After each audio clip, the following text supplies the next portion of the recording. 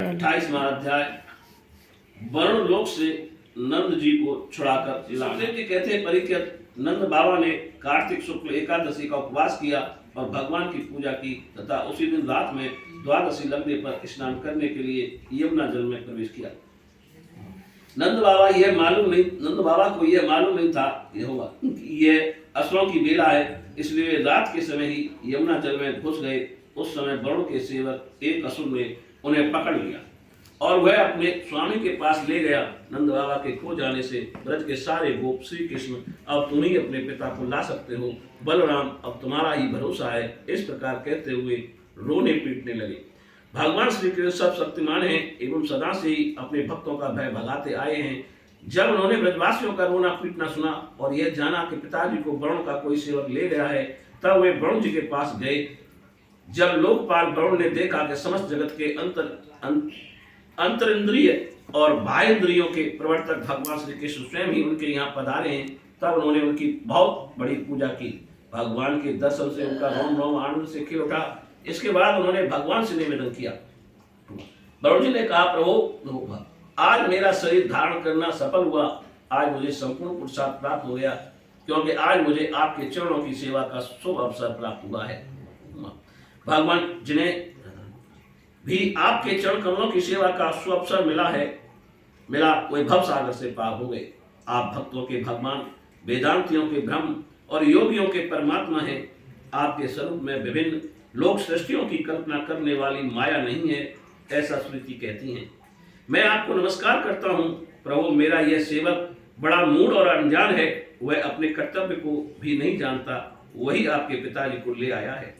आप कृपा करके उसका अपराध क्षमा कीजिए। गोविंद, मैं जानता हूँ कि आप अपने पिता के प्रति बड़ा प्रेम भाव रखते हैं।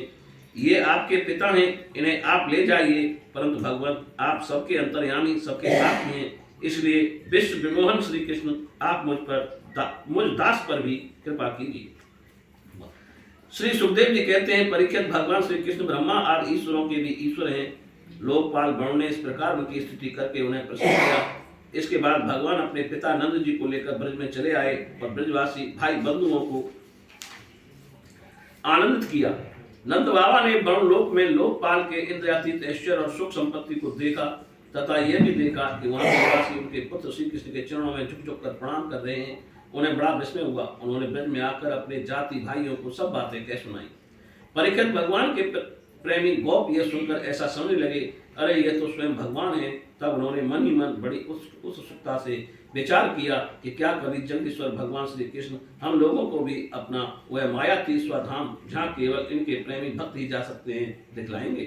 परीक्षित, भगवान श्री कृष्ण स्वयं सर्वदर्शी हैं, भला उनसे यह बात कैसे छिपी रहती। वे अपने आत्मीय गोपों को यह अभिलाषा जान गए और उनका संकल्प सिद्ध करने के लिए कृपा से भरकर इस प्रकार सोचने लगे। इस संसार में जीव अज्ञान व शरीर में आत्मबुद्धि करके भांत भांत की कामना और उनकी पूर्ति के लिए नाना प्रकार के कर्म करता है। फिर उनके फल स्वरूप देवता, मनुष्य, पशु, पक्षी आदि ऊंची नीची योनियों में भटकता फिरता है, अपनी असली गति को, आत्म स्वरूप को नहीं पहचान पाता। परम दयालु भगवान श्री कृष्ण ने इस प्रकार सोचकर उन गोपों को माया अंधकार से अतीत अपना परम धाम दिखलाया। भगवान ने पहले उनको उस ब्रह्म का साक्षात्कार करवाया जिसका स्वरूप सत्य, ज्ञान, अनंत, सनातन और ज्योति स्वरूप है तथा समाधि निष्ठ गुणातीत पुरुष ही जिसे देख पाते हैं। जिस जलाशय में अक्रूर को भगवान ने अपना स्वरूप दिखलाया था, उसी ब्रह्म स्वरूप ब्रह्म हृदय में भगवान उन गोपों को ले गए। वहां उन लोगों ने उसमें डुबकी लगाई। वे ब्रह्म हृदय में प्रवेश कर गए। तब भगवान ने उसमें से उनको निकालकर अपने परम धाम का दर्शन कराया।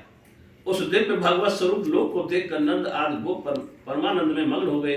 वहां उन्होंने देखा कि सारे वेद मूर्तिमान होकर भगवान श्री कृष्ण की स्तुति कर रहे हैं। यह देखकर वे सब के सब परम विस्मित हो गए। बोलिए श्री कृष्ण भगवान की जय।